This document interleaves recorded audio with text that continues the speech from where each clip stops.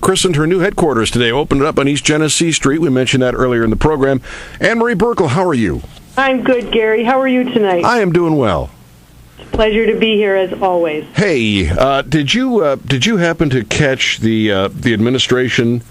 In fact, let me see here. I'll do you a favor here. I'll play this for you because you may not have heard it.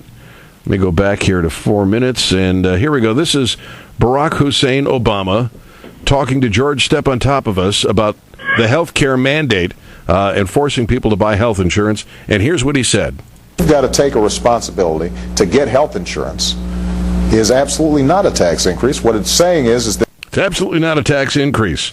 Here, I read to you Anne-Marie Burkle from Washington. When Congress required most Americans to obtain health insurance or pay a penalty, Democrats denied they were creating a new tax, but in court, the Obama administration and its allies now defend that requirement as an exercise of the government's, quote, power to lay and collect taxes. Gary, this health care bill, and we've talked about it for weeks now, from top to bottom, this is the wrong legislation to address health care issues in this country. There are more hidden taxes in this bill. Every American is going to feel it some way, shape, or form, right down to your county property taxes with the increase in Medicaid costs and the unfunded mandate to the county. It's an abomination, and it should be repealed. And in the meantime, before we can repeal it, the new Congress can defund it. But we've got to stop this and then do what's right for the American people. Leave the choice with them for their health care, not affect the coverage of Medicare for seniors. There's so many things that we could do that would really contain the cost of health care, improve the access to health care.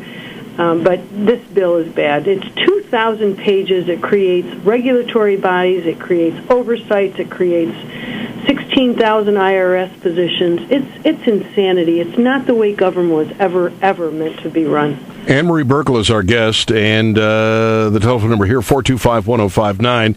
Obama addressed the American public today and dressed down the GOP, restore jobless benefits. Now, here you and I probably disagree a little. I would not have the government involved in unemployment insurance at all, but they are involved in it, and the Republicans, I think, are saying, okay, if you want to extend them, but pay for them. Don't borrow money.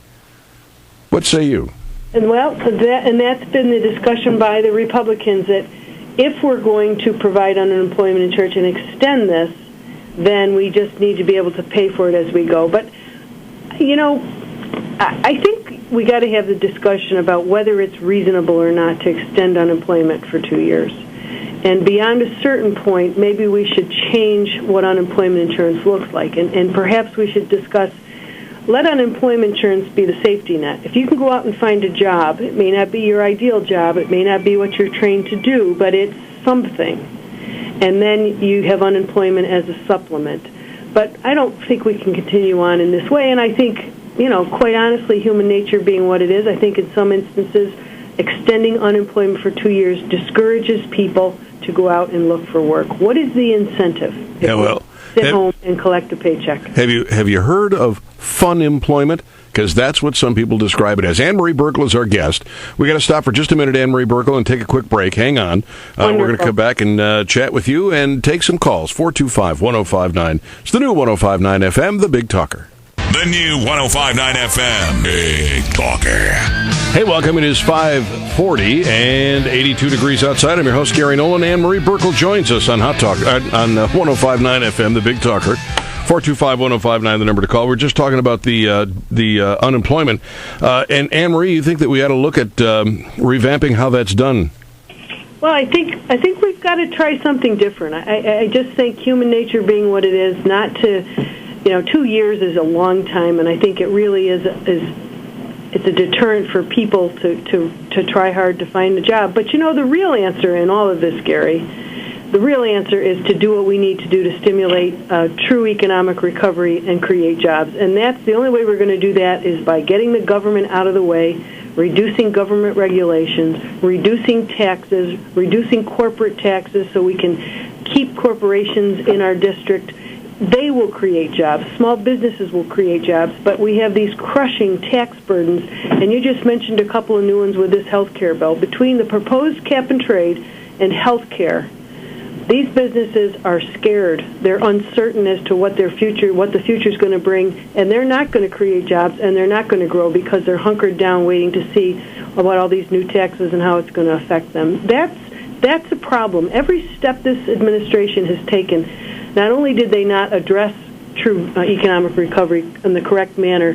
but they took steps like the health care bill, cap and trade, that actually deterred economic recovery. That's what this administration, this Congress, they've not addressed, unemployment, and our congressman is right there in the middle of it, voting for everything he's told to vote for. The cowardly Congressman Dan Maffei is more concerned about voting with the Democrats than voting for Central New York. That's correct. He's voted 97.4% of the time with the Pelosi-Reid agenda. That's not the agenda of upstate New York. That doesn't reflect upstate New York's values, and it's not what upstate New York people need or want. Yeah, I couldn't agree more. Hey, you opened up your new headquarters on Genesee Street. We did. What an exciting day. And for those of your callers and your listeners who would like to check us out, it's BurkleForCongress.com, BUERKLE, BurkleForCongress.com. And we opened up today, and the most exciting part of today was the number of people who came in, wanted to be involved, have never been involved in politics before. It is so exciting to see how many people are engaged. It's not exciting to see how concerned they are in the direction the country is taking, but it is exciting that they want to be involved and they want to be part of the change. Well, I think there's this awakening. What was it, Japan? They call it beware of awaken the sleeping giant, I think is what they said. Well, I think politically that's what Barack Obama and Dan Maffei have done. They and Nancy Pelosi have awakened the sleeping giant. That is that vast middle class of America that haven't been politically active, but have been working to feed their families and just get through life.